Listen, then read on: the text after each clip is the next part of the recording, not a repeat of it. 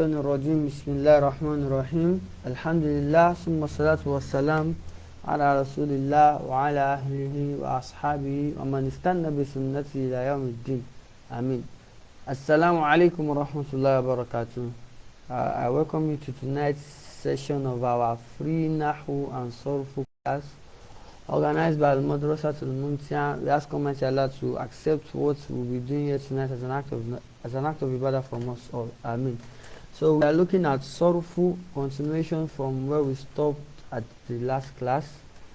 And our topic في أمثلة التصريف هذه الأفعال. So تعريف الفعل الماضي, introduction of فعل الماضي. So the book says أما الماضي, as for فعل الماضي فهو الفعل الذي دل على معنى وجد في الزمان الماضي. It is the verb الذي which دل على معنى, that points at a meaning, that indicates a meaning, وجد في الزمان الماضي, that it is the verb that indicates a meaning of something occurring in the past time, meaning something occurring at a past time, at an earlier time. That's what fi'l madi is. So aqsamul fi'l madi, types or divisions of fi'l madi. The first division we have here is فالمبني للفاعل منه, المبني للفاعل منه, or المبني للمعلوم, المبني للفاعل منه or المبني للمعلوم. So ما كان أوله مفتوحا, what is the verb that is مبني للفاعل منه?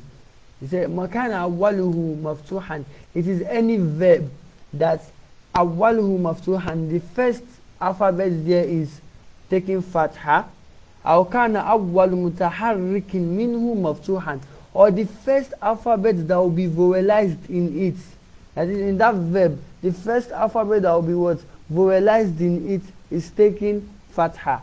So any of the verb that meets these two criteria, meaning the first alphabet is taking fatha, or the first alphabet to be vowelized is taking fatha, any of the two verbs that meet, any verb that meets any of these two conditions is called al-fi'lu al-mabniyu lil-fa'il minhu. So example, we have nasara, he helped, nasara, they both helped, nasaru, they all helped, two or more masculine, nasarat, nasarata, nasarna, nasarta, nasartuma, nasartum, nasarti, nasartuma, nasartunna, nasartu, nasarna.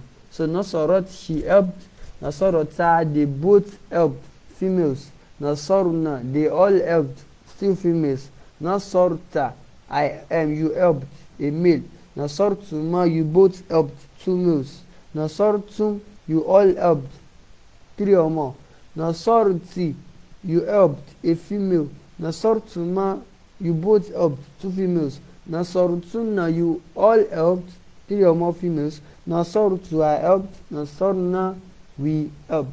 So we see that the verbs here, they all follow what we explained, that the first alphabet there is taking fatha. So we continue, we say وَكِسْ عَلَى هَذَا الْفِعْلِ, and also following this, all what we've mentioned there, all the verb that we mentioned is af'ala wa fa'ala, the shapes af'ala, fa'ala, fa'ala, fa'alala, wa tafa'alala, wa tafa'ala, wa anfa'ala, wa fta'ala, wa fa'alala, wa staf'ala, wa fa'alala, wa fa'ala, wa fa'ala. So all these shapes, we see, we are mentioning our awzan al-af'al al-madi, we are mentioning the shapes of our past tense verb. All of these shapes, they also follow what we've said, what we've explained of mabniyu lil-fa'il, our explanation of it, that the first alphabet will take fatha, or if the first alphabet does not take fatha, the first alphabet to be vowelized in it will take what? Fatha. So the reason why we are mentioning the second condition is because of our khumasi and sudasi verb. Most of them are starting with hamzatul wasli. So the Quran says that what are al-harakat al-alfat fil awail, that we don't consider the alphabets that have alif at their beginning. Because if you look at that, you say, for example, it's taf'ala, you see it is starting with a kasra. So does that mean that it is not mabniyu lil fa'il? No. Rather, we are not considering that, because alif fa'inna has za'idatun, that alif that is starting, the hamzatul wasli, is an additional alphabet. We added it there so that we'll be able to pronounce the word that is starting with sukun. So look at the second part of the definition of mabniyu lil fa'il. It says that what? That awwal or kana awwal mutaharrikin minhu mafsuhan. The first part of it, the first alphabet to be vowelized will take what? Fatha. So if you look at if ta'ala, if in fa'ala, you see that all of them, the first alphabet is what? That is, the first alphabet is taking sukun. The first to take haraka is now taking fatha. So we have that in fa'ala, iftala. We also have it in if'alala, istaf'ala, if'alalla, if'aw'ala, and if'ala. So that is what is being said there. So while tasbutu fil ibtidai wa tasqutu fil darij, is still explaining on this hamzatul wasl that what? It is only established, that is, we only pronounce it when it is at the beginning of what we are pronouncing. Wa tasqutu fil darij, and we don't pronounce it, we are silent on it. Fil what? Fil darij, it is silent. The hamzatul wasl is not pronounced when it is in the middle of what you are pronouncing. So that is that on mabniyu lil fa'il minhu. Now move to wal mabniyu lil maf'ul minhu, wa huwa al fi'l allazi lam yusamma fa'iluhu. That is, it is the verb that we don't mention the performer, the subject, we don't mention it, the person that is performing the action, we don't mention it. Ma kana awwaluhu madmuman, it is also what its first alphabet, the first alphabet in that verb is taking dhamma, it is madmum, it's taking dhamma. For example, we have fu'ila, fu'lila, uf'ila, fu'ila, fu'ila, tufu'ila, tufu'ila, tufu'lila. So these are shapes of mabni lil maf'ul minhu. Or the another explanation is what? Aw ma kana awwal mutaharrikin minhu madmuman. Or this fi'l that is mabni lil maf'ul minhu, it can also be any verb. Ma kana awwal mutaharrikin minhu madmuman. Any verb that the first part of it to take haraka, the first part of it that will be vowelized will be what? Will be vowelized with a dhamma. So for example, we have uftu'ila, uftu'ila. So we see that the first alphabet to be vowelized there is what? The third dhamma 2, uftu'ila or ustuf'ila. So wa hamzatul wasli tasba'u hadha al-madmum fi dhamma, that the hamzatul wasli will also follow this first alphabet in dhamma. If we have learned about hamzatul wasli, we know why that is that. So wa ma qabla akhirih yakunu maksuran abadan, and whatever is the second to the last alphabet would always take kasra. So takulu, you say nusira zaidun, Zaid was helped.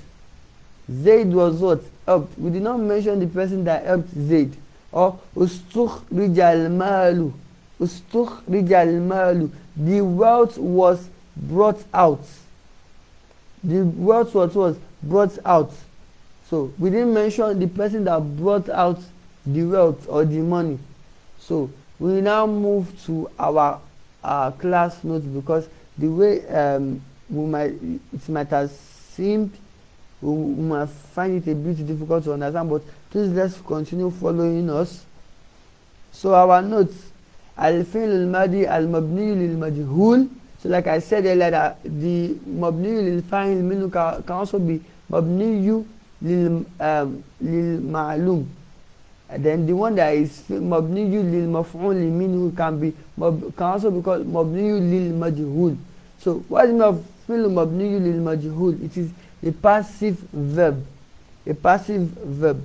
So they say that in Arabic language, that our verb can either be an active verb, that is mabni lil-ma'lum, or mabniyu lil fa'il. Your verb can either be an active verb or it should be a passive verb, which is called al-mabniyu lil majhul. Mabniyu lil majhul or mabniyu lil maf'ul.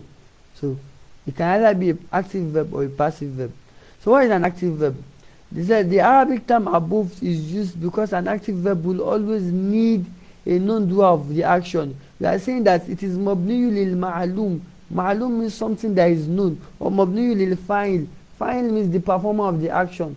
So we use that name in Arabic because when you use an active verb, the person that performed that such action would always be mentioned. So you see, for example, you say Daraba Zaydun Anasan. Zayd beats Anas. It is very clear from my statement that the person that performed the action is who? Zayd. So that's why we use that term, mabniyu lil ma'lum. It is the person that performed the action is always expressed. The other one is now, so another example, we have jalasa, akhraja, istighfar. All of these, they are also fi'l mabniyu lil ma'lum. They are also active verbs. So that's the second one, al-mabniyu lil majhul or mabniyu lil maf'ul. What do we say about it? Say Arabic passive verbs are verbs whose performer of the action is hidden or not mentioned. When you report a verb in a manner that what the person that did that action is not mentioned. So now our first example, we said Daraba Zaydun Anasan, clearly showing that Zayd beats Anas. But in this other example, what are we saying? Duriba Anas. You see, we still have this dot, ra, and ba, but the vowelization has changed because there is a way that we express our passive verbs in Arabic. Still the same root word, but the vowelizing changes. So Duriba Anasun. So we see that Duriba Anasun. Anas was what? Beaten. Anas was beaten. And we see that Anas was taking nasbu here. But now when we are using majhul, the passive verb, it is now taking raf'un, it's taking dhamma.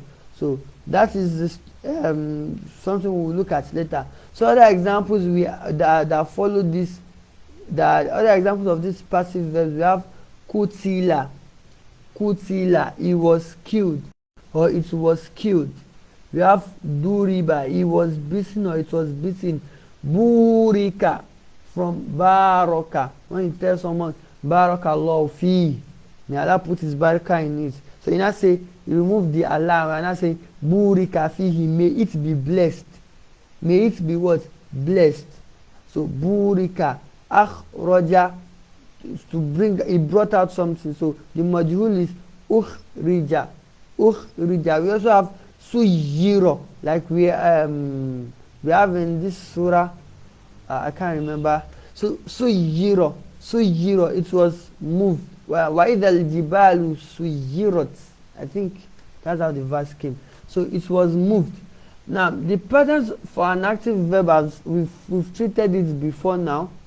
The shapes, the awzanul af'al al-madiya, we have treated all the shapes for the past tense active verbs. We've learned them before. So we can visit the link on that is here, the link that is stated here, either the Facebook or the YouTube link. We can visit it to know or revise our shapes for the active verbs. Now I want to teach us how to derive the shapes for the passive verbs, because the way it was explained in the textbook might be a little bit difficult for us to grab. We might just end up memorizing them. But we don't want us to memorize, we want us to learn how those shapes for the passive verbs, for the mabni lil majhul, how they are derived. So there are 5 steps to this now. There are first 5 steps to this. First of all, the basic shape for your passive verb is fu'ila. That is for 3-lettered words. Any 3-lettered word would always come in the shape fu'ila if it is mabni lil majhul. So that's the basic shape. So this fu'ila now transcends to 4-lettered, 5-lettered, 6-lettered verbs, which we will also see ourselves. So the first step in converting from 4-lettered, we already established that 3-lettered verbs are fu'ila. They always come in fu'ila shape. Now for 4-letter and 5-letter and 6-letter verbs, the first step is that what? Your first alphabet, please. Your first alphabet, not your foul thing. Your first alphabet must take Dhamma. Your first alphabet must take Dhamma. That's your first step. Your second step is that what? Your second to the last alphabet. Your second to the last alphabet must take Kesro. So if you are looking at Fa'ala, our first alphabet should be Fa. Our second alphabet should be, second to the last alphabet should be Ain. So your first alphabet must take Dhamma. Your second to the last alphabet, please note that term, must take Kesro. While your last alphabet would of course take Fatha. It would always take Fatha. And the fourth rule says that what? Anything that is having sukun, either in a 4-letter, 5-letter, or 6-letter verb, any alphabet that in the active form it is taking sukun, that sukun will remain like that. You will not change it. While anything that is other than the first, second to the last, and the what? The last alphabet, any other alphabet that is vowelized, that has haroka, we will change that haroka to what? Dhamma.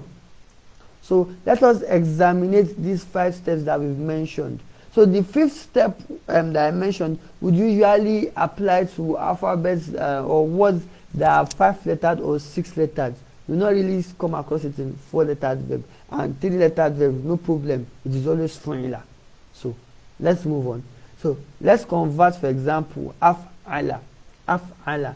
So what is the first step? First step says that you should what? You should give your first alphabet a Dhamma. So we see that our first alphabet here, we have given it Dhamma. So we have U. Second to the last alphabet, second step says, second to the last alphabet, give it what? Kasra. You see that we are our ain in af'ala. Our second to the last alphabet is what? Is the ain. We are not taking ain because it is a ainul fi'l. No, it is because it is the second to the last alphabet. Please note that. So we are giving our ain kasra. Third alphabet, give it what?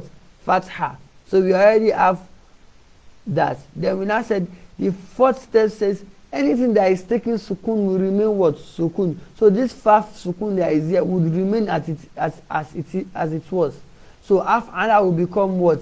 Uf'ila. Af'ala, uf'ila. So other words under this shape, we have akhraja. Akhraja will be ukhrija. Let me try and zoom this in a bit. Aha. So akhraja will be what? Ukhrija.